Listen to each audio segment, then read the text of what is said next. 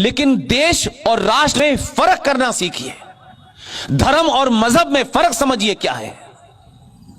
यहां बड़े सारे बुद्धिजीवी बैठे होंगे। हम बार बार ये कहते हैं सारे धर्म बराबर हैं। चलिए, मुझे खुशी है कि आप लोगों को इस बात का एहसास हो गया है कि इससे बड़ा कोई झूठ नहीं हो सकता। और मैं अपनी कोई बात जज्बाती होकर नहीं करता। मैं किसी के खिलाफ नहीं हूं और किसी की शान में कोई गुस्ताखी भी नहीं करना चाहता, लेकिन अगर गुस्ताखी करनी पड़ेगी तो खुलेआम करूंगा।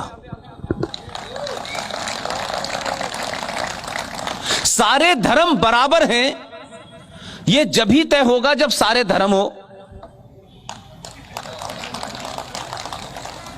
हम सनातनियों ने 5000 साल पुरानी सभ्यता, जो करोड़ों साल पहले, जब से यह कायनात थी, जब से यह यूनिवर्स था, यह ब्रह्मांड था, यह कब से था मैं नहीं जानता, लेकिन जब से यह ब्रह्मांड था, आज है और पता नहीं करोड़ों साल तक रहेगा।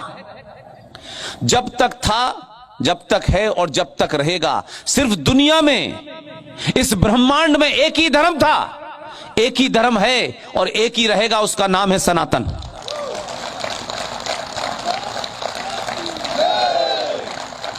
इसलिए धर्म सनातन है, बाकी सारे मजहब हैं या रिलीजन हैं।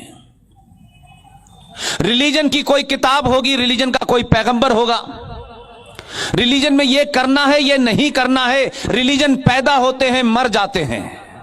धर्म नहीं मरता, धर्म अनंत काल तक रहता है। इसलिए सारे धर्म बराबर हैं, यह कहने वाले गधे और घोड़ों में बराबरी कर रहे हैं। अकबर ने भी एक मजहब चलाया था, वो कहां गया, ढूंढ के लाइए। तो आप जब इस किस्म के नरेटिव बनाते हैं तो आप गलत रास्ते पे, गलत मंजिल पे पहुंचते हैं। आप अपने बच्चे को सुबह उठ के यह कहें कि मेरा बेटा शेर है, रोज कहें उसको,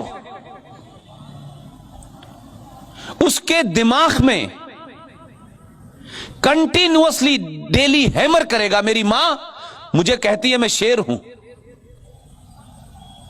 उसके अंदर धीरे धीरे शेर की छवि और उसका भाव उसके अंदर बन जाएगा। और सुबह उठ के कहें पोक है, वो नहीं भी होगा तो हो जाएगा। यह साइकोलॉजिकल बात नहीं, आप एक्सपेरिमेंट करके देख लीजिएगा। और इसका सिर्फ एक ही तरीका है कि अगर आपके घर में 2 अक्टूबर में जो पैदा हुए थे उन्हें हटा दीजिए, और जो 23 जनवरी को पैदा हुआ था उसकी तस्वीर लगा लीजिए।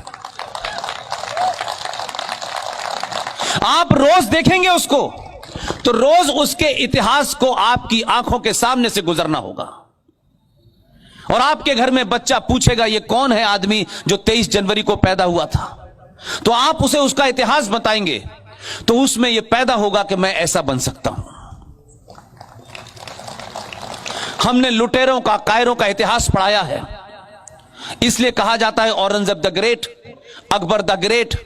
और जब आप ये इतिहास पढ़ते हैं तो आपको महाराणा प्रताप का पता नहीं चलता है।